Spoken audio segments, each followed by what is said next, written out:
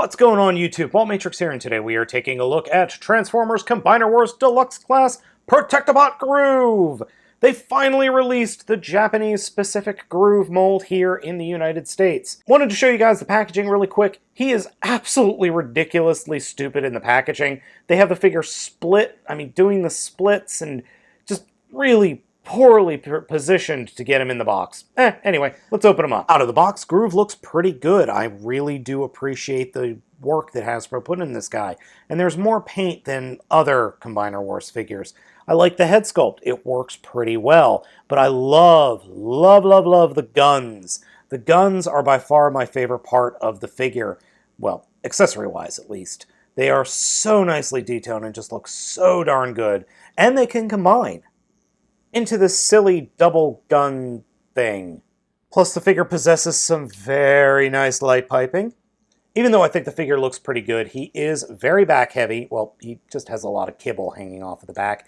And my figure's hips are predictably rather loose, or at least the ball joints are here in the hips.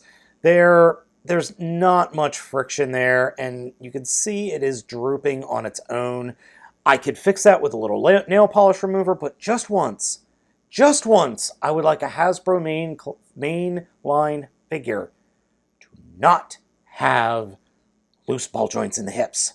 Groove's transformation is pretty simple, but very cool. To start off with, take the arms and fold them so that the inside of the elbows are pointing to the outside of the figure.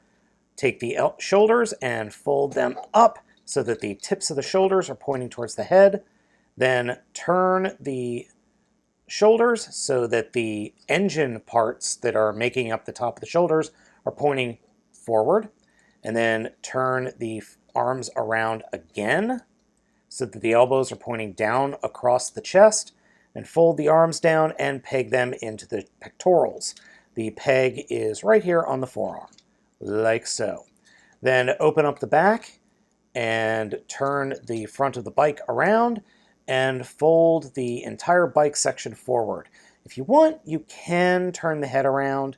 You don't have to.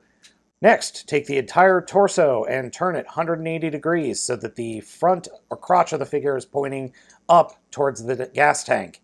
And then open up the legs and fold up the leg bits while flipping the rear tires around. Groove's motorcycle mode is very cool. A very nice rendition of his original G1 motorcycle mode. I like the fact that they've used some nice blue here for the windscreen. They've got the front lights, the emergency lights. Overall, it's just a nice looking police bike. But that doesn't mean it can't use a little bit more accessorizing. And in this case, that means guns. 3 exactly.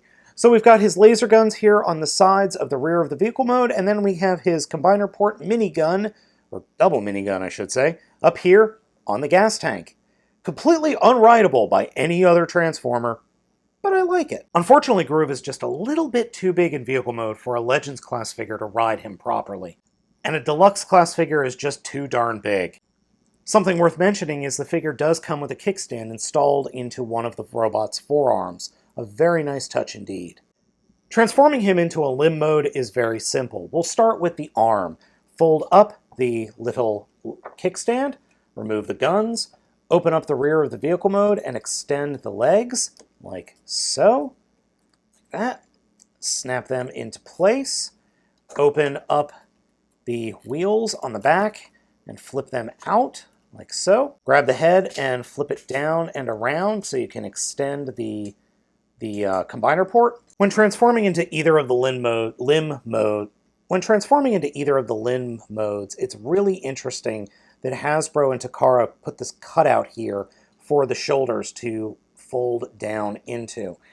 Getting them in there is a little bit tough, but once you do, they sit and stay, which I really do appreciate.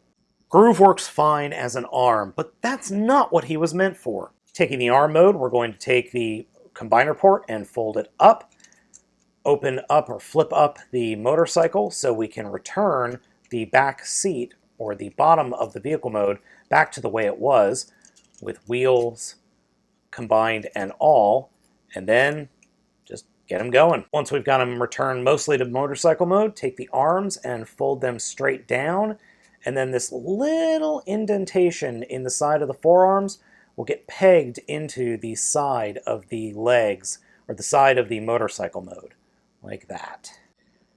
And finally, after many moons, we have a proper Hasbro Combiner Wars Defensor. That's not to say that Rook was bad or anything. I'm just really kind of a G1 purist when it comes to this sort of thing. So, yep, glad to have you here, Groove. Overall, Groove is a pretty great little Combiner Wars figure, and I'm super happy to have him in my collection, and to finally have a complete G1 Defensor. If you've been picking up any of the Combiner Wars figures, I really think you should get this guy. He's actually a very, very strong figure on his own. So again, I hope you've enjoyed this video review. As always, I'm Baltmatrix. I ask you to like, comment, and subscribe, and I will catch you next time.